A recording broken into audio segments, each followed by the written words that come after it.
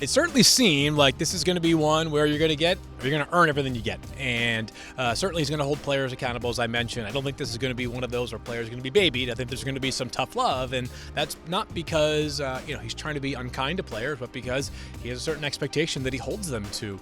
I think that we can sometimes use words like attacking and aggressive in coaching opening press conferences a little bit gratuitously.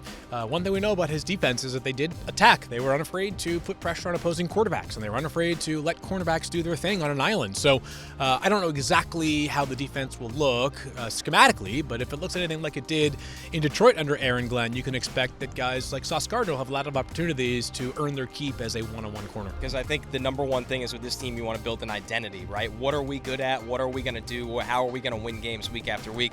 So I think for Glenn, he's just going to want to establish an identity for a team that, felt like, hey, do they want to run the ball with Breece Hall? Do they want to pepper Garrett Wilson with targets?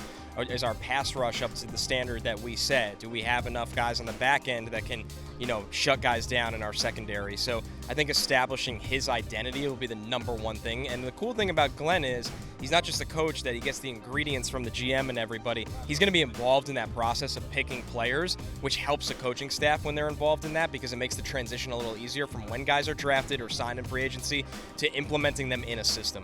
Every defense has to start with how are you going to affect your quarterback?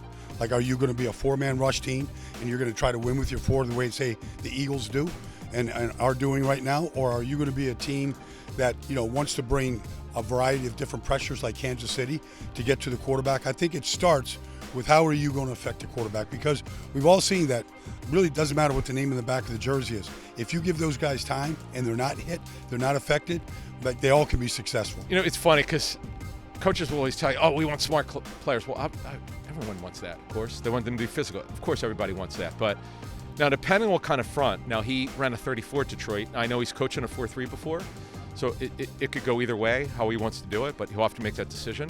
But you always do that depending on the personnel that you have. Now, Jermaine Johnson, when he comes back from his injury, could be a stand-up pass rusher. He can play with his hand down because he's done both.